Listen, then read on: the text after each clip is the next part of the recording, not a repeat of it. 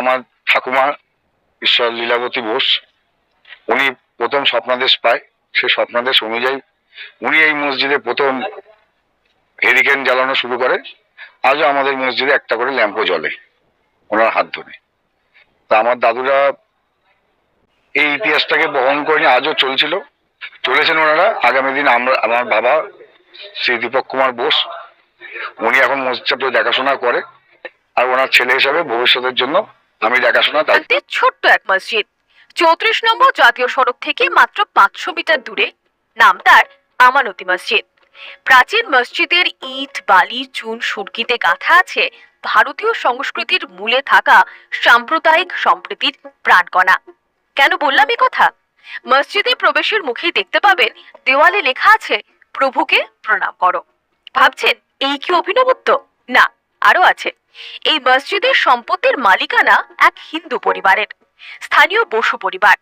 নিজেদের হিন্দুত্বের বেড়াজালে আবদ্ধ না রেখে তাদের প্রাপ্ত সম্পত্তির মধ্যে থাকা এই মসজিদের ঐতিহ্য এবং কৌলিন্য বজায় রেখে মুসলিম সম্প্রদায়ের জন্য ধর্মাচরণের ব্যাপ্তি প্রসারিত করেছেন তারা। মসজিদের দেখভালও তারাই করেন। বসু পরিবারের বর্তমান প্রজন্মের পার্থসারথী বসু থেকে মসজিদের বর্তমান ইমাম আখতার আলী, উভয়েরই গলায় শোনা গেল একই সুর। তারা বলছেন মসজিদ শান্তির আবাস। যে কোনো ধর্মের যে কোনো ব্যক্তি পবিত্র দেহ মনে এখানে আসতে পারেন শান্তির খোঁজে, আমানের সন্ধানে।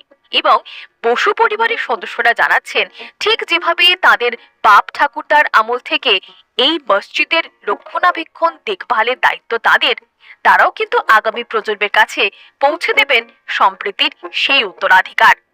আমার ঠাকুমা ঈশ্বর লীলাবতী বোস, উনি প্রথম স্বপ্নাদেশ পায়। সেই স্বপ্নাদেশ অনুযায়ী উনি এই মসজিদে প্রথম হেরিকেন জ্বালানো শুরু করে। আজও আমাদের মসজিদে একটা করে ল্যাম্পও জ্বলে ওনার হাত ধরে। তা আমার দাদুরা এই ইতিহাসটাকে বহন করে নিয়ে আজও চলেছেন ওনারা। আগামী দিন আমার বাবা শ্রী দীপক কুমার বোস, উনি এখন মসজিদটা দেখাশোনা করে, আর ওনার ছেলে হিসাবে ভবিষ্যতের জন্য আমি দেখাশোনার দায়িত্ব নিয়েছি। হিন্দু মুসলিম বলে তো আমি তো মনে করি কোনো ডিভাইডেড নেই। আমি এখানে আছি দীর্ঘদিন ধরে, এবং আমি মনে ভাবি যে আমরা সবই এক এবং সবাই সমান। আমি সবাইকে সমান মনে করি এবং এরাও আমাকে সমান মনে করে, আমাকে এখানে শ্রদ্ধা করে, ভক্তি করে, ভালোবাসে। আমিও এদেরকে ভালোবাসি। আমরা সকলে মিলিতভাবে আমরা চাই, আমিও চাই, আমি নিজের থেকেই চাই যে আমাদের কোনো ডিভাইডেড নেই। আমরা ডিভাইডেড করতে চাই না, প্রয়োজন নেই। ডিভাইডেড করার কি দরকার আছে? আমরা ওই জন্য একসঙ্গে থেকে এখানে এই সুন্দর জায়গাটাকে দীর্ঘদিন ধরে চালিয়ে আসছি। এই বসু পরিবার কিভাবে পেলেন মসজিদের সম্পত্তির উত্তরাধিকার?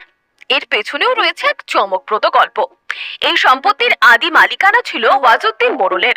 1960 সালে তৎকালীন পূর্ব পাকিস্তানের খুলনার বাসিন্দা বসু পরিবার ওই ওয়াজউদ্দিন মোড়লের সঙ্গে সম্পত্তি বিনিময় এবং প্রত্যর্পণ চুক্তিতে এদেশে চলে আসেন। ভারতের মাটিতে পা দেওয়ার সময় পর্যন্ত বসু পরিবারের জানা ছিল না বসত ভিটেটুকু ছাড়া আর কি কি পেতে চলেছেন তারা। তবে পরিবারের প্রবীণা লীলাবতী দেবী নাকি স্বপ্নাদেশ পান সম্পত্তির সঙ্গে এক উপাসনা স্থল তারা লাভ করতে চলেছেন। এদেশের মাটিতে পা দিয়েই দেখেন স্বপ্নকে বাস্তবে রূপ পেতে। আউলিয়া আমানত শাহের উদার মতে বিশ্বাসী বসু পরিবার দেখেন তাদের সম্পত্তির অংশ হিসেবে বিরাজ করছে শতাব্দী প্রাচীন এক জীর্ণ মসজিদ। তারাই মসজিদের সংস্কার করেন, তৈরি করেন হুজরা ঘর বা বিশ্রাম ঘর। আমানত শাহের নামানুসারেই মসজিদের নাম রাখা হয় আমানতি মসজিদ। 1960 সালে আমরা খুলনা জেলার লোক ছিলাম। আমরা 1960 সালে আমার দাদু ঈশ্বর নীরদকৃষ্ণ বোস আর এক দাদুর ভাই ঈশ্বর বিনোদ বিহারী বোস, ওনারা আমাদের প্রপার্টিটাকে এক্সচেঞ্জ করে ভারতবর্ষে চলে আসে। এবার এখানে পশ্চিম মিচাপুরে এসে প্রপার্টিটা আমরা পাই। আচ্ছা, একজন মোড়ল, ওয়াজউদ্দিন মোড়ল বলে একজন ভদ্রলোক ছিল, ওনাদের সাথে আমাদের প্রপার্টিটা এক্সচেঞ্জ হয়। এবং সেই এক্সচেঞ্জের ফলে আমরা যখন এখানে আসি, আমার দাদুরা দেখতে পায় আমাদের মাটিতে একটা ভাঙা চোরা জীর্ণ অবস্থায় একটা মসজিদ। তখন দাদুরা বলেছিল যে না, আমরা আমাদের রীতিনীতি অনুসারে আমরা কোনো মসজিদ ভাঙবো না।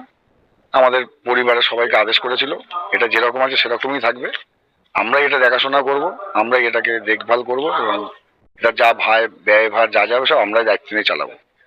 তারপর আমরা সেইভাবে এটাকে দায়িত্ব নিয়ে পরিচালনা করি। এবং আমার ঠাকুমা ঈশ্বর লীলাবতী বোস, উনি প্রথম স্বপ্নাদেশ পায়। সেই স্বপ্নাদেশ অনুযায়ী উনি এই মসজিদে প্রথম হেরিকেন জ্বালানো শুরু করে। আজও আমাদের মসজিদে একটা করে ল্যাম্পও জ্বলে।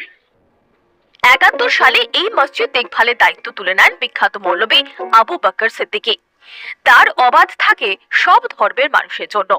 লীলাবতী দেবীর সন্তান সত্তরোর্ধ্ব দীপক বসু নিজে শান্তির আরাধনায় নামাজ পড়েন, যা তার কাছে ধ্যান। দীপক বাবুর ছেলে পার্থসারথী বসু তিনিও নামাজ পড়েন, এমনকি তিনি কলমা পড়তেও জানেন। বাপ্পাদা আছে, বাপ্পাদার বাবা আছে, তারা মসজিদে আসে। বাপ্পাদার বাবা নিজে হাতে মসজিদ মুছছে। হ্যাঁ, তো আমরা তাদের দেখেছি এটা নিজের চোখে।